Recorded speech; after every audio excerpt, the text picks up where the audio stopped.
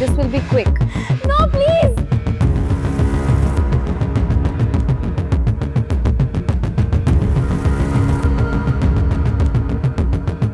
ಕಿವಿ ನೋವು ಅಂತ ಆಸ್ಪತ್ರೆಗೆ ಹೋದ್ರೆ ವೈದ್ಯರು ಕೈಯನ್ನೇ ಕಟ್ ಮಾಡಿದ್ದಾರೆ. ಹೌದು, ಇಂಥದೊಂದು ಘಟನೆ ನಡೆದಿರೋದು ಬಿಹಾರದ ರಾಜಧಾನಿ ಪಾಟ್ನಾದಲ್ಲಿ. 20 ವರ್ಷ ಪ್ರಾಯದ ರೇಖಾ ಎಂಬ ಯುವತಿ ಕಿವಿ ನೋವಿನ ಚಿಕಿತ್ಸೆಗಾಗಿ ಮಹಾವೀರ್ ಹೆಲ್ತ್ ಇನ್ಸ್ಟಿಟ್ಯೂಷನ್ಗೆ ತೆರಳಿದ್ರು.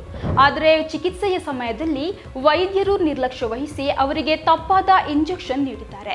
ಇದರ ಪರಿಣಾಮವಾಗಿ ಅವರ ಕೈ ನೀಲಿ ಹಸಿರು ಬಣ್ಣಕ್ಕೆ ತಿರುಗಿತು ಮತ್ತು ರೇಖಾ ತೀವ್ರ ನೋವಿನಿಂದ ನರಳಿದ್ದಾರೆ. ಆರಂಭದಲ್ಲಿ ವೈದ್ಯರು ಇದನ್ನು ಗಂಭೀರ ಸಮಸ್ಯೆಯಲ್ಲ ಎಂದು ನಿರ್ಲಕ್ಷಿಸಿದ್ದಾರೆ. ಆದರೆ ನೋವನ್ನು ಸಹಿಸಲಾಗದ ರೇಖಾ ಅವರು ಹಲವು ಆಸ್ಪತ್ರೆಗಳಿಗೆ ಅಲೆದಾಡಿ ಕೊನೆಗೆ ಮೇದಾಂತ ಆಸ್ಪತ್ರೆಗೆ ಹೋದ್ರು. ಅಲ್ಲಿನ ವೈದ್ಯರು ಅವರ ಪ್ರಾಣ ಉಳಿಸಲು ಕೈಯನ್ನೇ ಕತ್ತರಿಸಬೇಕಾದ ಅನಿವಾರ್ಯತೆ ಇದೆ ಎಂದು ಸ್ಪಷ್ಟವಾಗಿ ತಿಳಿಸಿದ್ರು. ಅವರ ಒಪ್ಪಿಗೆಯ ಮೇರೆಗೆ ವೈದ್ಯರು ಅವರ ಕೈಯನ್ನು ಮೊಣಕೈ ಮೇಲ್ಭಾಗದವರೆಗೆ ಕತ್ತರಿಸಿದ್ದಾರೆ. ಈ ಘಟನೆಯಿಂದಾಗಿ ಅವರಿಗಾಗಿ ನಿಗದಿಯಾಗಿದ್ದ ಮದುವೆಯ ಸಂಬಂಧವು ರದ್ದಾಯಿತು.